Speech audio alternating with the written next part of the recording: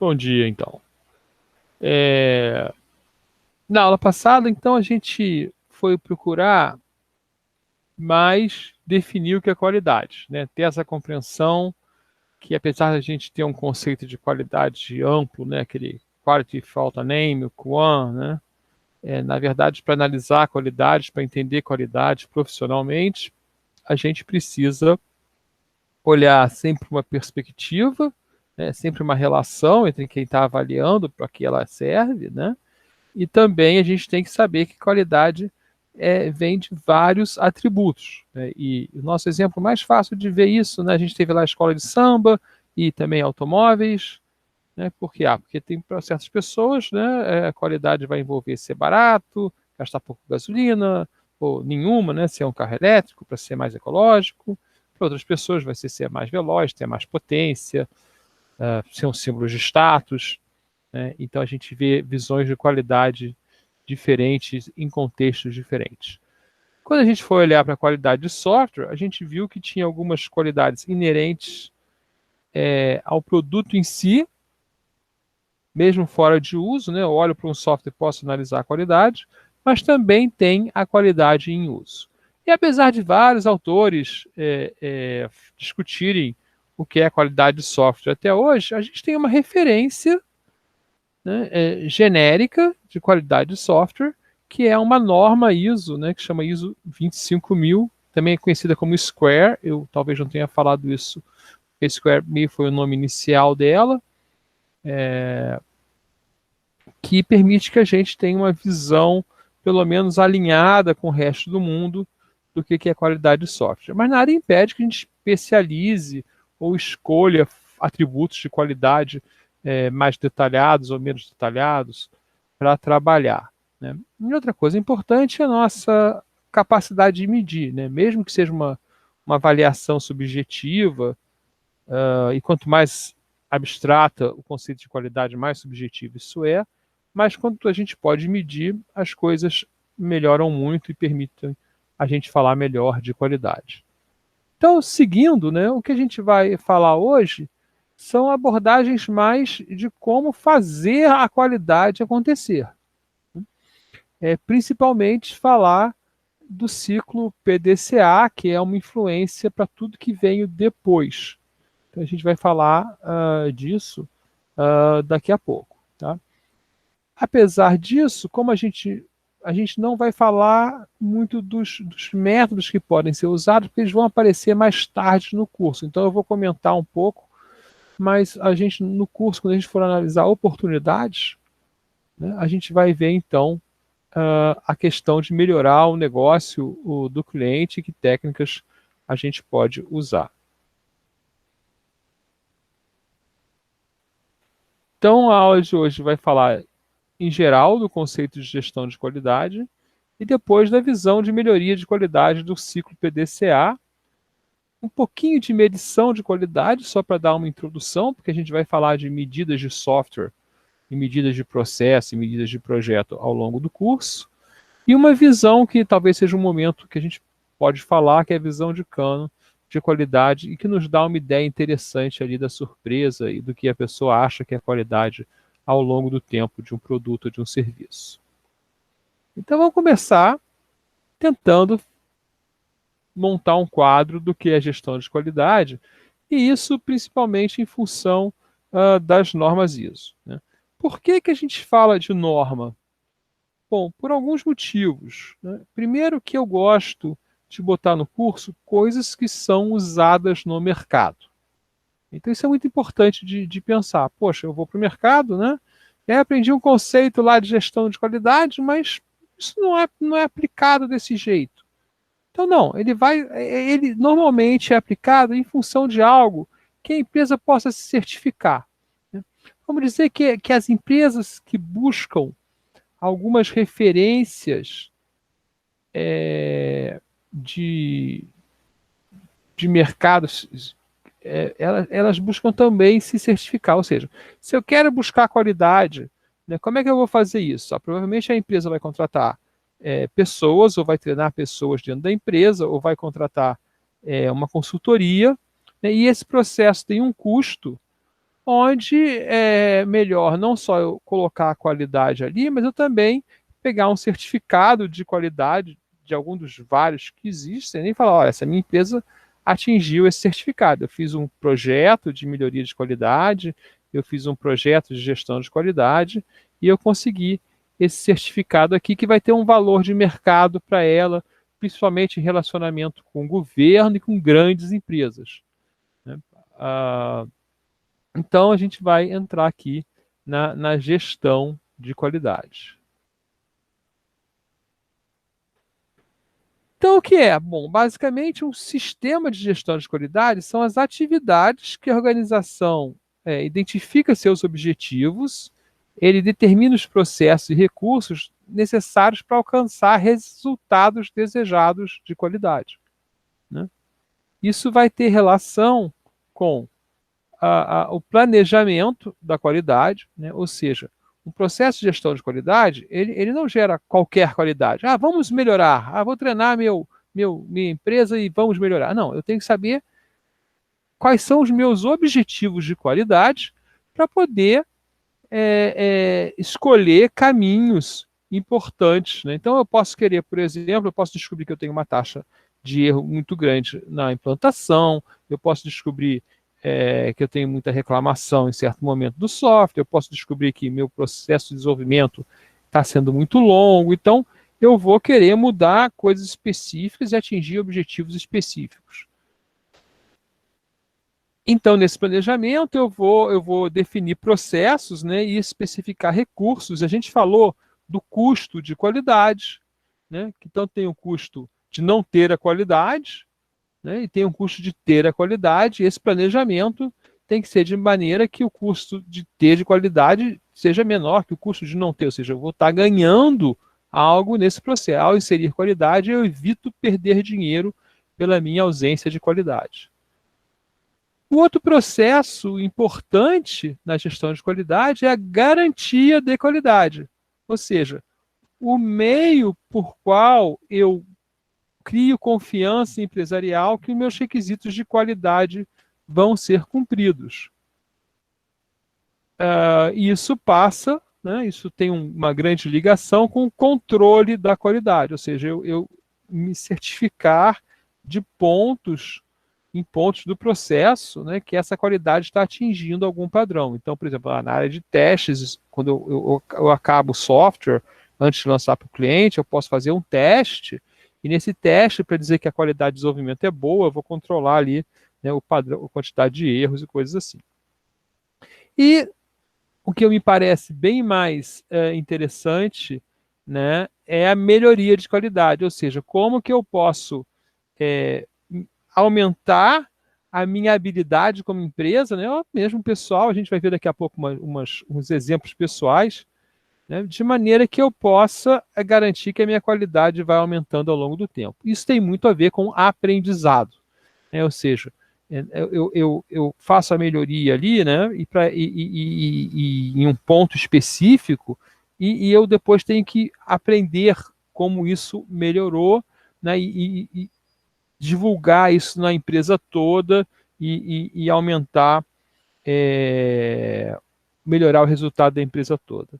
Isso tem a ver também com processos de mudança, né, que sempre devem começar em um ponto específico e depois serem espalhados para a empresa. Então, alguns princípios da gestão de qualidade que aparecem na norma ISO 9000, 2015, né, que é a norma geral de qualidade para todas as áreas, né, e elas falam em foco no cliente e na necessidade de empenho para exceder as expectativas de qualidade com o cliente, e isso aí vai ter relação lá com a qualidade de Kano, que a gente vai ver no final, né, um autor, não é de um Kano, né, do autor Kano, né, liderança, né, porque a qualidade tem muita relação com a cultura e com a liderança da empresa, então os líderes têm que levar condições também e motivação para as pessoas se engajarem nos objetivos de qualidade, que é o engajamento das pessoas, né. Uma abordagem de processo, se lembra que na aula passada eu falei que há uma perspectiva, né, que é cultura, né, é, vai levar a um processo melhor, né, que vai levar a um produto melhor. Então, essa relação entre melhorar o processo, controlar o processo, significa o quê? Que você vai diminuir a quantidade de erros no processo que, que geram o erro no produto, né, ou geram a falha no produto. Né? Foco contínuo na melhoria, ou seja, não basta você manter a qualidade, você tem que melhorar a qualidade. Né? E parte disso leva à necessidade de tomada de decisão baseada em evidência. Então, isso é um ponto bastante importante, que inclusive a gente vai ver daqui a mais tarde, né? Como a gente pode ter um processo de melhoria contínua. Para isso você tem que poder medir o seu processo e poder ter evidências de onde você precisa de melhoria, aplicar ações e verificar que melhorou mesmo. Né? E, finalmente, a gestão de relacionamento com todas as partes interessadas, inclusive para ouvir, né? Uma coisa importante da qualidade é ouvir as partes para você interessadas, porque você vai ficar sabendo, então eu tô falhando nesses pontos, né? Eu posso fazer um comentário aqui, né, que é interessante, que a qualidade começa em muito pouco. Né? Então, por exemplo, tem um método que também veio do Japão, e muita coisa da qualidade veio do Japão, que, se não me engano, é o 5 S's, né? Ele começa com limpeza. Então, a qualidade começa em você tendo um local limpo.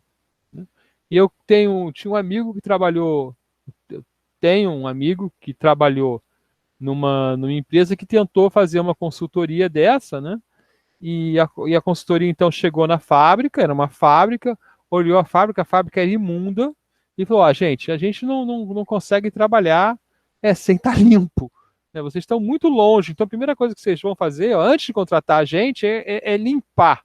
Né? Então a empresa teve que fazer um aprendizado até sozinha de como manter um ambiente de trabalho limpo para poder entrar no processo de melhoria de qualidade.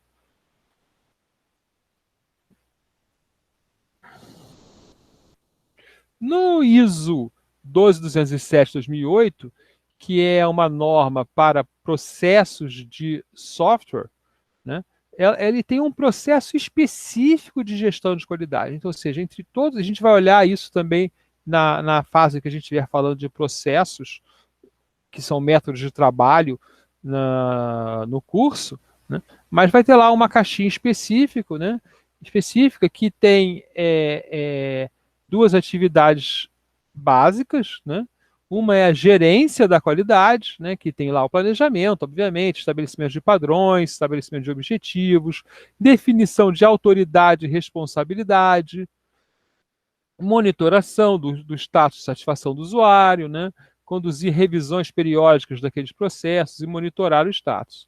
E o outro lado do processo é a ação corretiva de gestão de qualidade, ou seja, sempre que é identificada uma desconformidade, né, eu vou então implantar ações corretivas que comunicam o resultado através da organização. A minha experiência mostra, né, que você encontra desconformidade geralmente no produto. Né? Você começa a lançar produtos e ter reclamações, e aí você diz, mas por que está acontecendo esse problema de qualidade? Porque o meu processo não está me defendendo deste problema. Então você vai fazer uma melhoria do processo para poder gerar continuamente um produto de qualidade melhor. E aí existem várias técnicas que incluem na gestão de qualidade, né, de software nesse caso, né, entre técnicas estáticas, onde você vai fazer uma análise estática de software, de modelos, do código, documentação, interface. E nisso, por exemplo, nesse curso, ou nas minhas orientações, né, ou em outros cursos, eu sou muito cioso, né, por exemplo, dos diagramas estarem sintaticamente corretos.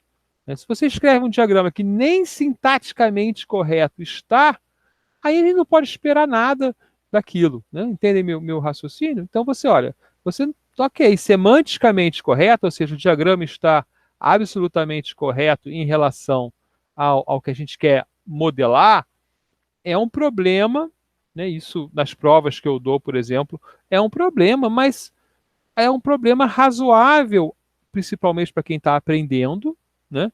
E numa equipe, né, isso vai ser tratado pela experiência dos desenvolvedores mais experientes, né, e pela percepção daqueles que são um pouco mais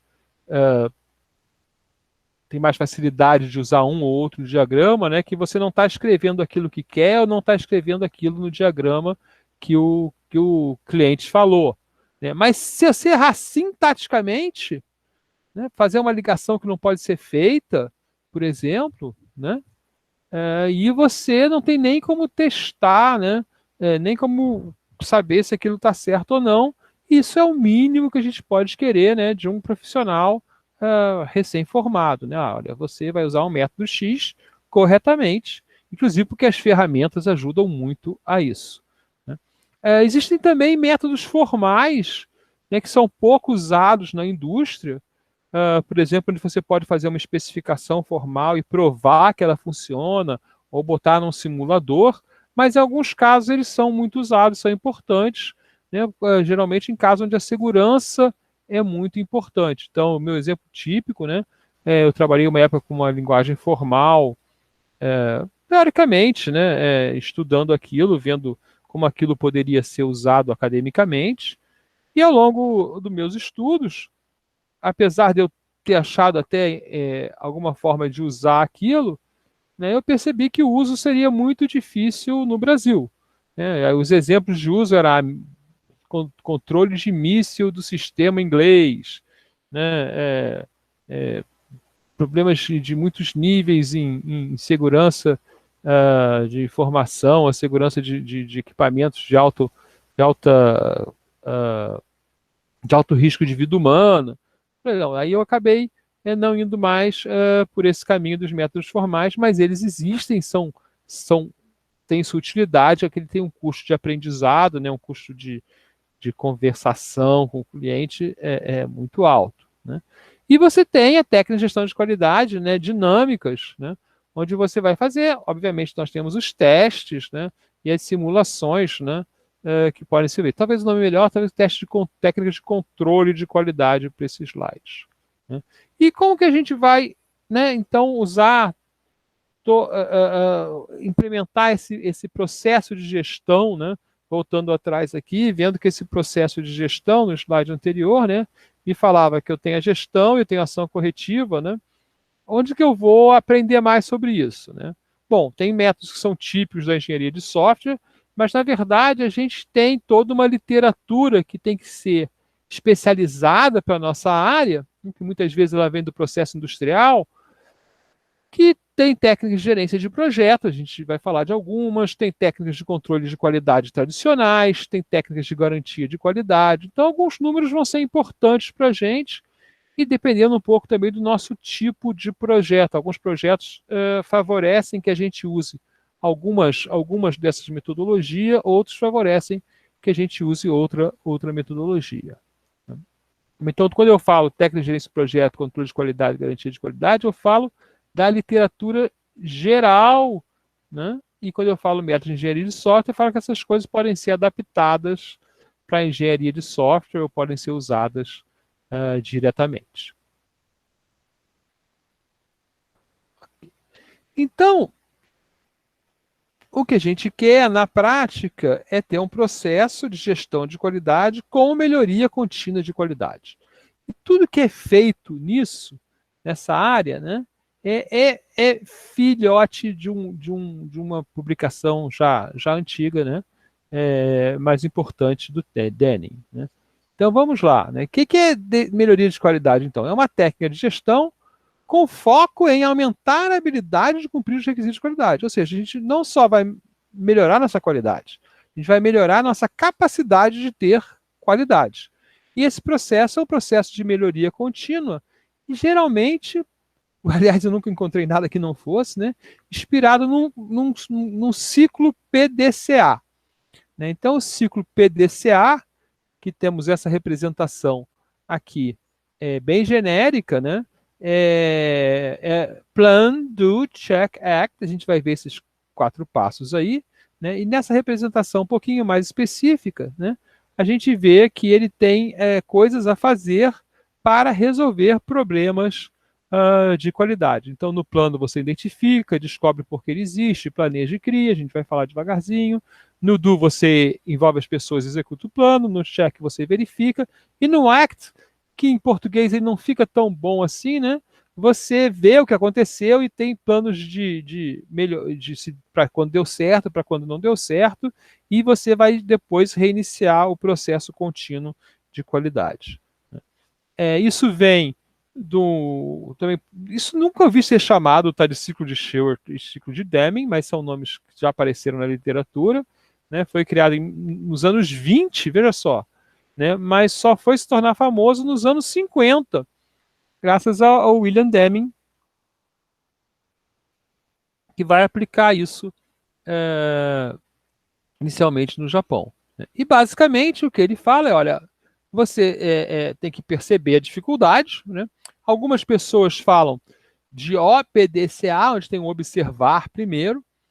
Né? Você localiza o problema, define o problema, sugere soluções e aplica essa solução e depois vai observar o que aconteceu. Né? Então, basicamente, a gente tem alguns passos mais específicos, né? Principalmente no planejamento, né? Porque é o planejamento que vai controlar, principalmente o executar e o checar, né? Eles não têm passos específicos. Você vai ter que dizer como vai fazer, né? Então, no planejamento, o nosso objetivo é levantar e analisar as informações, né?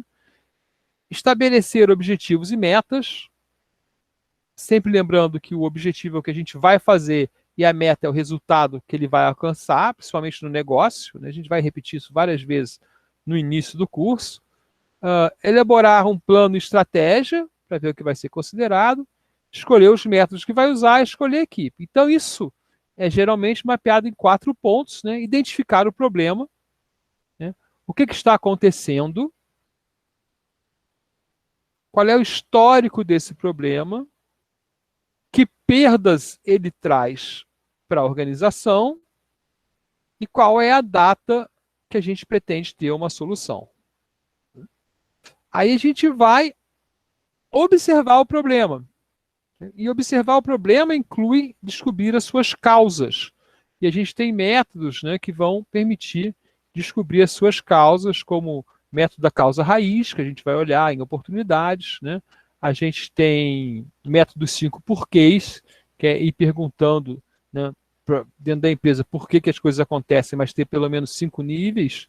Né? A gente vai detalhar, então, vai mostrar características desse problema, né, ele acontece dessa forma, né, e os pontos de vista, né, como as pessoas, as partes da organização, as partes interessadas, veem o problema.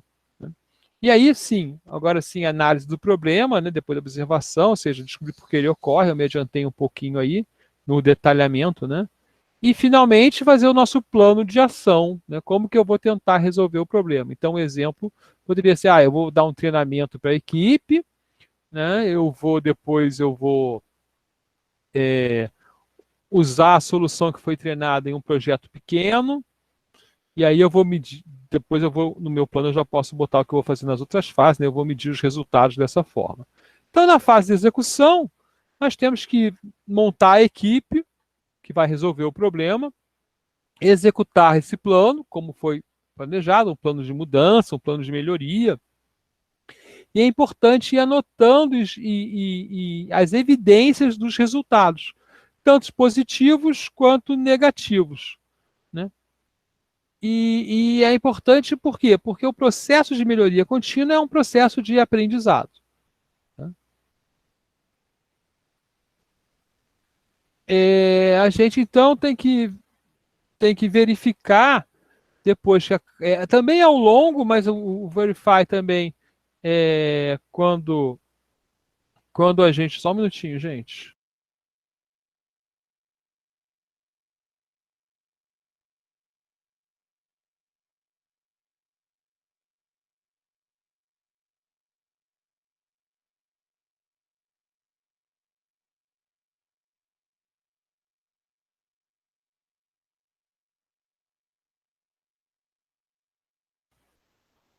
Então, voltando à verificação, né?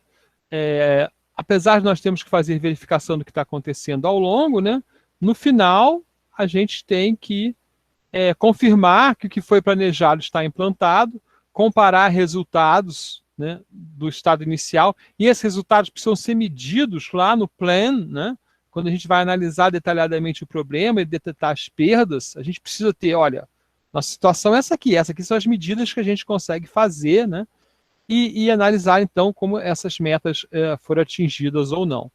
Claro que quando você faz esse plan do check, você pode chegar a um resultado bom, tudo que você queria aconteceu, ou pode chegar a um resultado parcial, um resultado até negativo, né? Sua ação não deu muito certo.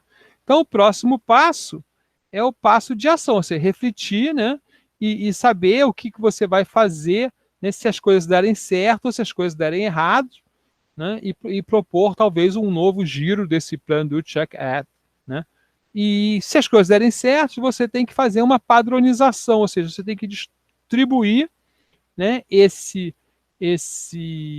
resultado positivo, que nunca é geral, porque a gente não quer que ele arriscar toda a empresa numa melhoria que é uma tentativa sempre, tem um processo de mudança, a gente sempre começa num lugar, né, específico, a gente então vai ter que espalhar, padronizar, isso implica em criar e revisar documentos, em comunicar as alterações para o resto da empresa, treinar a equipe e educar, né? E, finalmente, uma conclusão, uma reflexão, não uma reflexão final do que está acontecendo.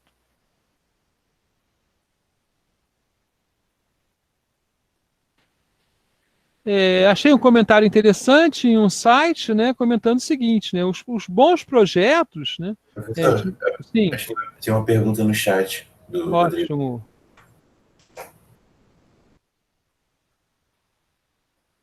Opa,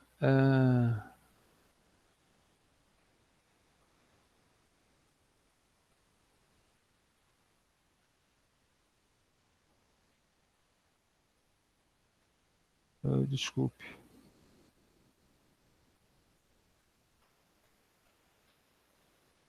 A pergunta é a seguinte, do Rodrigo, é se essa parte de anotar os pontos bons e ruins não se encaixa mais nessa parte de verificação do que na anterior, que era execução. Talvez, eu acho que você tem razão na pergunta, tá? A questão é a seguinte, enquanto você faz o projeto, você já vai gerando evidências, né? Então, na verdade, essas evidências, elas vão ser analisadas na verificação e na ação, né? Se for uma evidência lá no final, né, ao verificar, você pode também levantar novas evidências, elas vão ser refletidas aqui na ação. Então, eu acho que talvez o que eu queira dizer aqui é o seguinte, é mais ligado à evidência, quer dizer, olha só, eu fiz isso aqui, aconteceu aquilo ali, mas é parte do plano, e eu estou andando aqui com o meu plano, aí quando eu chegar no verify, né, na verificação, eu vou falar, no check, né, eu olhei lá para as evidências, eu tinha planejado melhorar, fazer um treinamento da equipe, e que essas pessoas treinadas iam saber, mas quando elas foram usar, eu percebi que tinha muita dúvida ainda. Então, isso é uma evidência que eu posso coletar, né? Como é que é, depois de um treinamento, qual é o desempenho das pessoas no trabalho, né? Eu posso coletar também, depois, por exemplo, se eu escolhi, né, fazer mais um passo no meu processo de desenvolvimento. Vamos supor que em algum momento eu tenha decidido que meu problema, né, um caso que eu vi acontecer, não, o meu problema é que eu estou, ao fazer uma correção de erro, né, eu percebi nas minhas últimas sprints que eu inseri erros novos, que não estavam acontecendo antes, né? E que já tinham sido testados antes e eu não testei. Então, a solução buscada nesse caso, né, não foi o seguinte, então nós vamos fazer o seguinte, nós vamos implantar testes regressivos. Ou seja, depois que eu faço um teste, eu vou registrar esse teste, né, e toda vez que eu lançar o produto, eu vou rodar todos os testes. Chechel, mas eu não devia ter feito isso antes? O processo não devia ter isso? Talvez, se fosse um processo prescritivo, ele teria. Mas como era um processo Scrum, ele começou bem magrinho, né? Então a gente foi realmente colocando a empresa para trabalhar a partir do aprendizado da empresa, né? Então isso gerou um tempo adicional de colocar o teste regressivo, né? Gerenciar o teste regressivo e tal, né? Nesse nosso caso, o que a gente fez para implantar o teste regressivo foi pedir para um colaborador, né, um funcionário da empresa, fazer o estudo de uma ferramenta de teste regressivo, né, e implantar e depois dar o curso para todo mundo, né? No caso, deu certo, ok? Quer dizer, todo mundo aprendeu a fazer teste regressivo e foi passando de pessoa a pessoa esse aprendizado durante 2 sprints, tá? Mas vamos dizer que desse errado, porque eu escolhi uma pessoa que não sabe passar muito bem o conhecimento, tá? E aí eu teria lá uma evidência, olha, a pessoa tal, ela não conseguiu usar a ferramenta. Aí eu, mais tarde, na verificação, olharia, olha, tem uma evidência aqui que não deu muito certo esse tipo de treinamento, e da próxima vez eu poderia ter escolhido outros, tá? Acho que o Rodrigo entendeu. Então, da agora, essa questão de não inserir novos bugs não poderia ser evitada por um pull request ou de outro colaborador revista antes das merges. Nesse caso, não. Engraçado, né? Nesse caso, não era isso. Bom, talvez fosse resolvido assim, mas a gente resolveu com teste regressivo que atendeu outras expectativas da gente também, né? Porque a gente tinha um conjunto de ferramentas que a gente achava que devia provavelmente estar no nosso processo, mas como era uma startup, estava, né, criando rápido a empresa, criando rápido produtos, a gente falou, não, vamos começar com o método mais simples possível, lá, o Scrum bem magrinho, e vamos inserindo o que a gente achar necessário, né, a partir das reuniões de retrospectiva. Isso teve bastante sucesso na nossa produtividade inicial. Ok?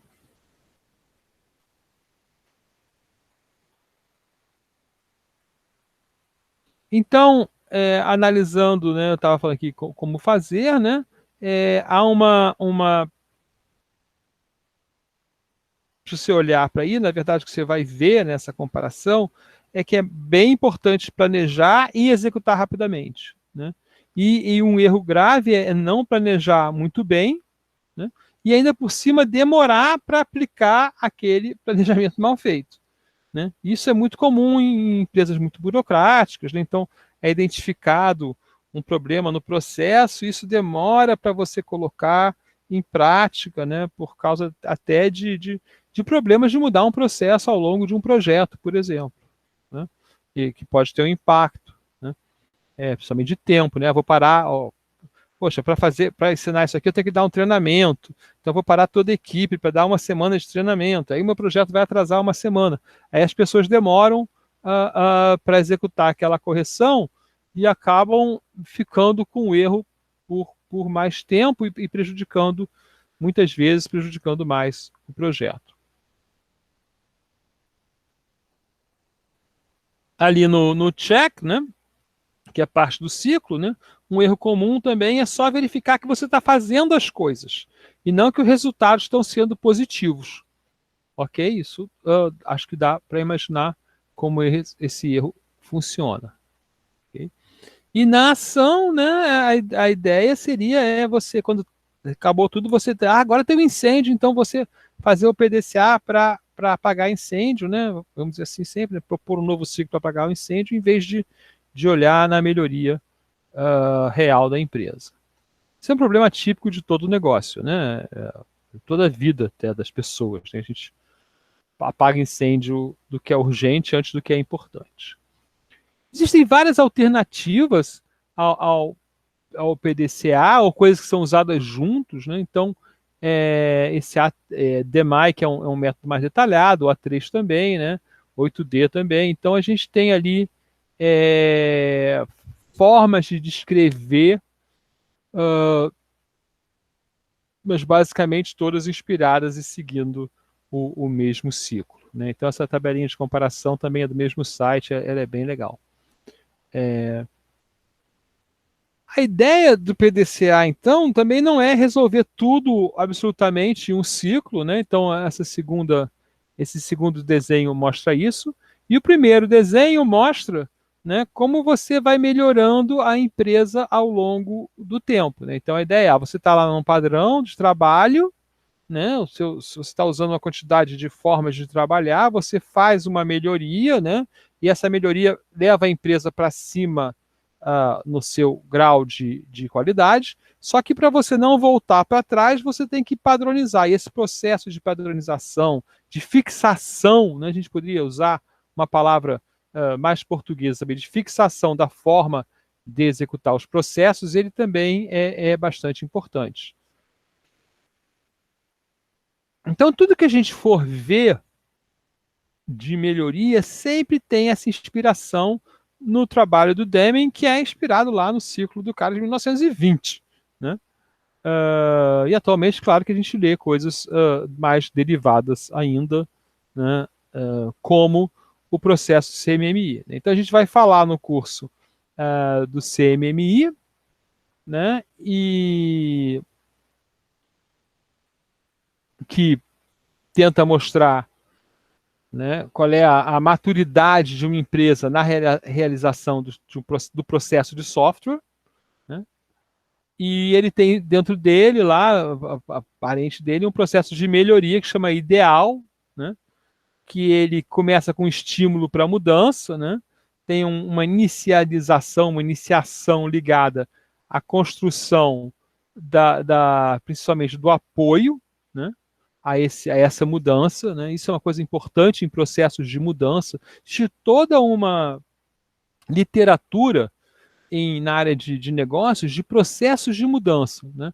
E é bem interessante dar uma lida nela, quem for participar, porque ela não é fortemente representada em engenharia de software.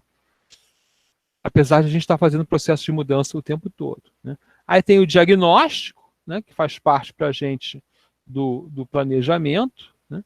O estabelecimento, que é a segunda parte do planejamento, então diagnóstico e estabelecimento, né, são o nosso plan, né?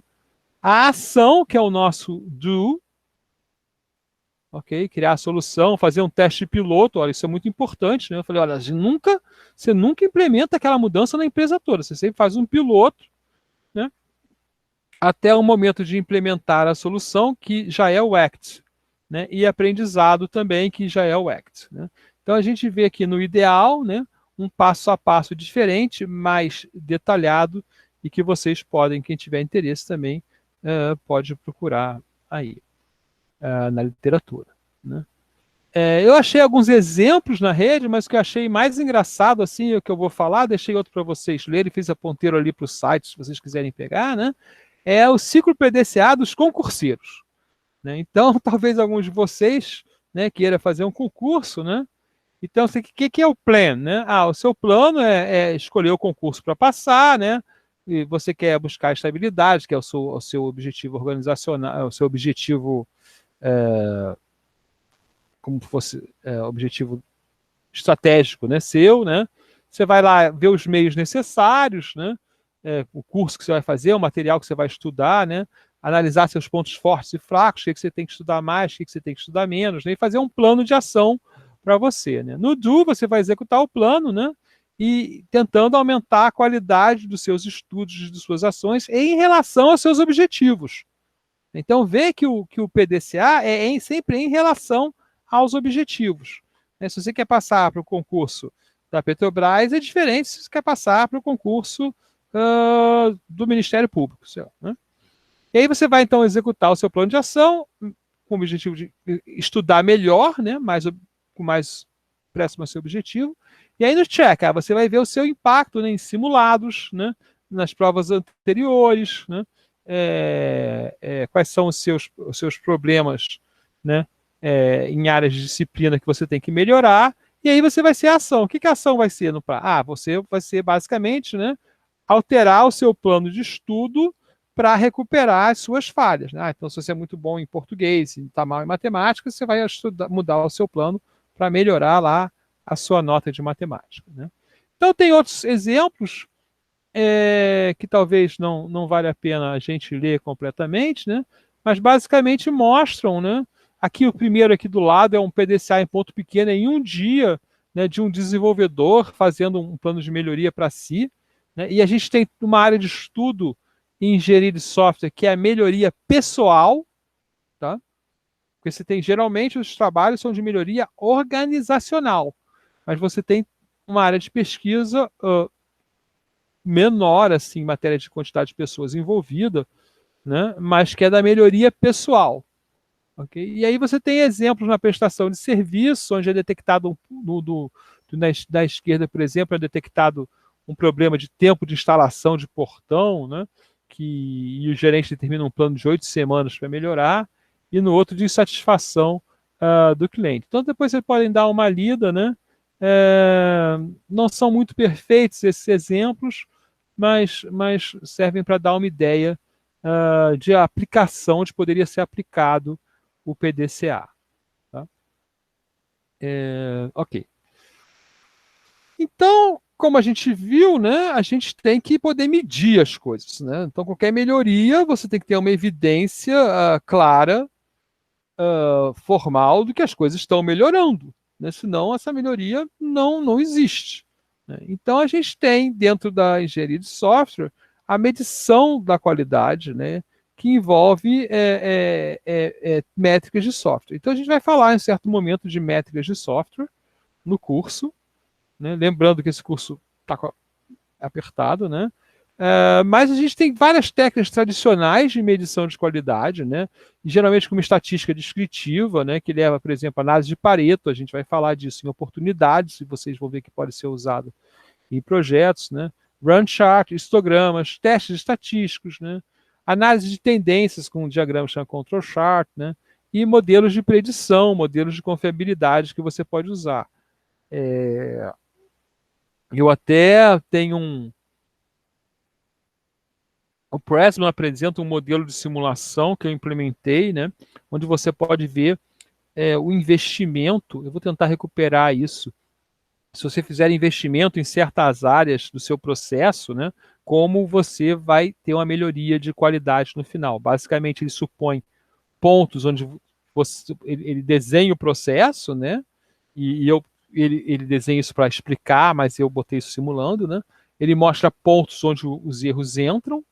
Então é isso que eu faço, botei ponto lá que insere erro e pontos onde você detecta os erros.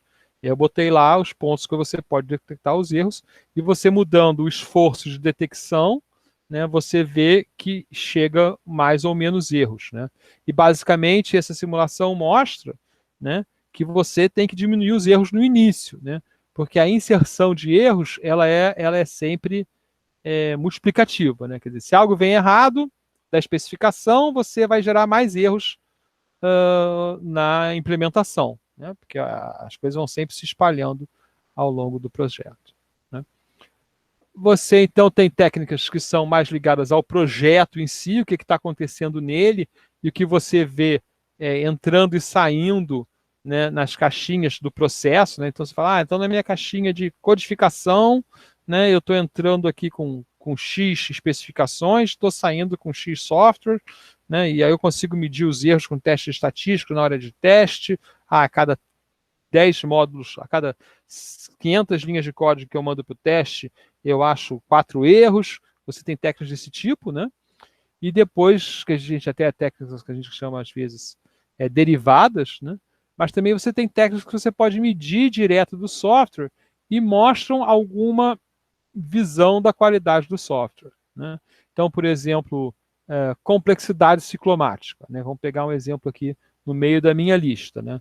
Então, ela mostra o seguinte, dado um módulo, ele tem uma complexidade dos ciclos quantidade de ciclos que ele permite, né? Que tem a ver com a relação entre os ifs e os for. Né? Então, você conta os nós e você sabe, se a complexidade ciclomática de um módulo, de uma função, ela é alta, a chance de ter erro é maior, né? Porque a quantidade de caminhos é maior também. Então, está uma relação direta de você não conseguir pensar muito bem e não conseguir detectar muito bem as coisas, né? Existe um grupo de medidas, né, relacionadas apenas à orientação a objeto, né? E existem medidas de projeto, como medidas de produto, como métricas de confiabilidade, né? Então, uma coisa muito usada na indústria geral, né, é MTBF, é tempo médio entre falhas, né? E que é totalmente aplicado à nossa área, sabendo como funciona o software, né? Então, a gente tem lá o tempo médio entre falhas e o tempo médio para reparar, por exemplo, né? São medidas importantes. Tempo médio para reparar, por exemplo, mostra para a gente, pode mostrar para a gente duas coisas. Primeiro, a capacidade de responder à demanda do cliente, mas também a complexidade dos nossos erros, né? Então, eu posso lá, se eu tenho um gráfico ali, olha, tempo médio para reparar está alto, né? Eu tenho que analisar a causa, se é um problema de atendimento ou se é um problema de complexidade dos erros, que é provavelmente mais difícil de resolver, né? E um software, se você lançar vários produtos de software feito por equipes diferentes, você provavelmente vai ter um desempenho de qualidade diferente, você vai ver tempo médio entre falhas diferentes também. E a disponibilidade lá, né, o tempo médio para falhar sobre o tempo médio entre falhas, é o tempo que o seu software está funcionando no ar. Ok? Então, essas métricas de software, principalmente métricas internas, né, a gente vai falar mais tarde um pouco. Tá? Então, na nossa agenda aqui, a gente chega numa visão totalmente ortogonal, isso que a gente está falando, né, que é a visão de Kano da qualidade. Tá? E ele diz que o usuário vê qualidade na forma como os requisitos são atendidos. Tá? Então ele diz, existem categorias de requisitos de qualidade em função da expectativa que o usuário tem de encontrá-los no produto ou serviço, né? Isso tem três categorias principais, que são os que satisfazem, né? Chamado no Brasil de unidimensionais, né? Que são atributos do desempenho do software, né, que você se satisfaz proporcionalmente, ou seja, é uma ligação linear, né, e são conscientes. Ok? Então você espera que aconteça alguma coisa. Tá? Esses satisfiers, né, o usuário entende bem como a presença dele ou a ausência dele, ou a menor presença ou a maior presença, influencia na satisfação dele. Então, por exemplo, um atributo de qualidade que a gente pode colocar seria o preço ou o sabor de um prato, né? Então, essas num restaurante, né? Ou basicamente, né, talvez a facilidade de uso, talvez, de um software, né? Isso eu não tenho estudo disso para software, tá? Aí tem os obrigatórios ou esperados, ou seja, a gente não fala isso quando vai falar da qualidade de um produto, mas espera, né? Então, sua ausência causa insatisfação, né? Então, por exemplo, um software que sai do ar, ninguém vai falar, eu quero um software que não saia do ar, que não dê a bend, né, que a gente fala, os mais velhos falam, né? Quando a gente está usando, que não dê erro quando está usando. Ninguém fala isso, eu quero um software que não dê erro quando mas você fica altamente insatisfeito se isso acontecer, né? E aí tem os encantadores ou atrativos que satisfazem ou não em relação à presença ou ausência, mas ele não fica insatisfeito, até porque não sabe muitas vezes, né? Eles são surpreendentes muitas vezes, né? E são não conscientes. Ok? Então aquelas coisas, então ficou mais legal porque você recebeu aquilo, né? E passa a gostar daquilo. Tá? Tem outros atributos, categorias adicionais, como os indiferentes, os reversos, os questionáveis, mas elas são menos importantes, né, na nossa discussão. Tá? Mas eu quero voltar. Vou ver se eu volto aqui. Isso, basicamente, né, nos leva a poder fazer perguntas do tipo: oferecer um atributo de qualidade, né? E aqui no caso, nosso exemplo é o lápis fácil de apontar ou o lápis difícil de apontar, né? E dizer, olha, quanto você fica satisfeito se isso estiver presente e quanto você fica insatisfeito se isso não estiver presente. Eu vi uma pergunta aqui, depois no final da aula eu volto, tá? A gente daqui a pouco acaba.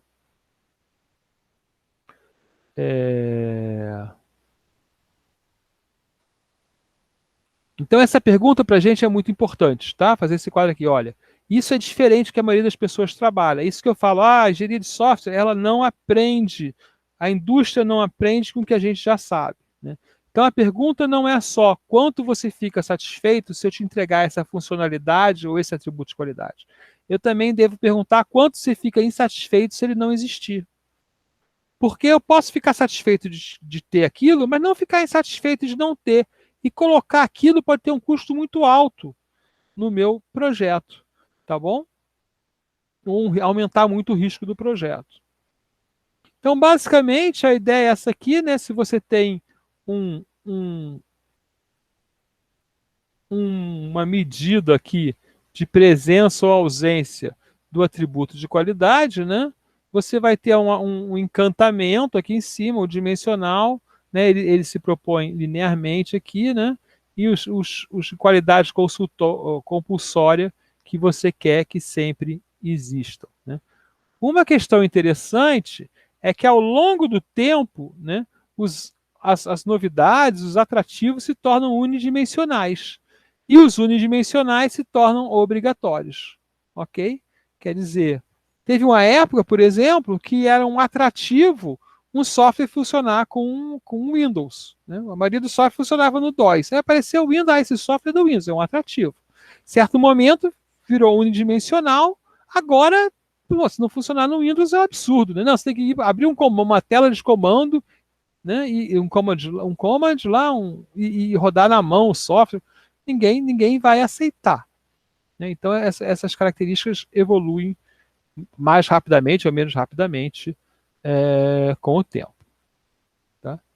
Então, chegando aqui à revisão, ainda vou responder a pergunta do Marco, né?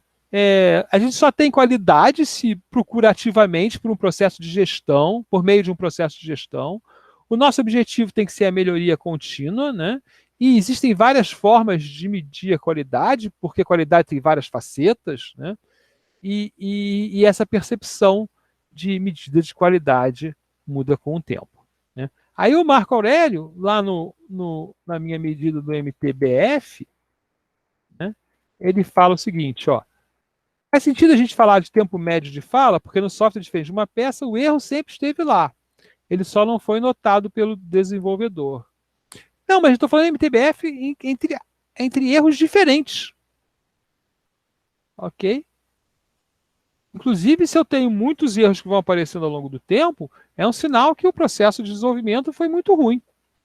Ok? Então, no software, que no hardware, né, não é necessariamente também a mesma falha, pode ser outra, né? Um carro, por exemplo, tem lá, acho que em torno de 20 mil partes, né?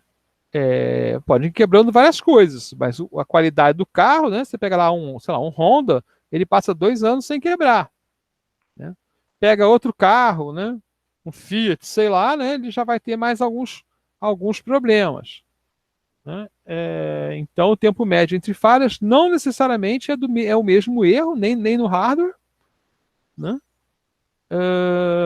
Mas, especialmente no software, são erros diferentes, realmente, porque, inclusive, você pode medir o seguinte, ó, eu tenho um software que eu lancei no mercado, né? Lancei lá para meus clientes, aí vão sendo encontrados falhas, sempre vão existir falhas, né? Não existe software perfeito, tá? Ou só em processos muito, muito específicos, né? E muito caros de produção, né? Como lá fazer o software do freio ABS, né? Aquilo ali é um software, provavelmente com defeitos, porque senão não ficava a empresa fazendo o tempo todo, mas que tem tanta camada lá de proteção que um defeito é corrigido em outra camada. né? Mas, então vamos pegar um produto normal, você vai lançar, ele vai ter defeitos, e você pode talvez perceber, por exemplo, que no momento que vai passando o tempo, o MTBF aumenta. Por quê? Ah, porque o seu processo de corrigir erros provavelmente está introduzindo novos erros, né? Isso também exige, ou talvez tenha mudado alguma coisa no sistema operacional, né? Então você vai ter que identificar por que meu tempo médio entre falhas, que devia estar diminuindo, né? Porque eu estou corrigindo as falhas, né? Então vão ser falhas mais raras que vão aparecer, por que ele está aumentando, né? Aí você vai ter que fazer uma análise lá para ver o que aconteceu.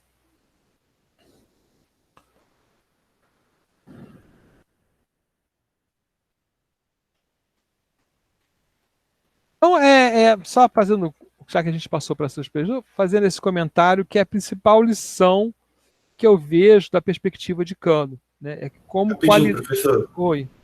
É porque você falou o tempo de que o tempo iria, que o MTBF está aumentando e seria ruim. O Sim. MTBF Não, maior não sim, quer sim. dizer. Tem que aumentar, você está certo. Ah, Median time ok. between, Só aumentando isso. a quantidade de erros. É perfeitamente correto. Quanto maior o Obrigado. MTBF, melhor, né? Obrigado.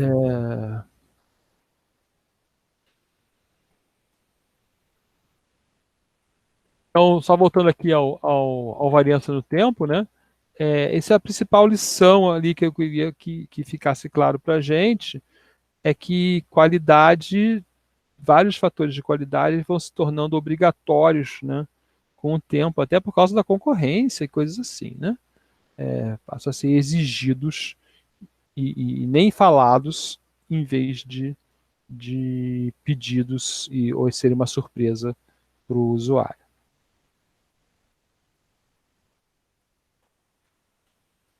Tem a bibliografia, tem bastante material lá no Moodle.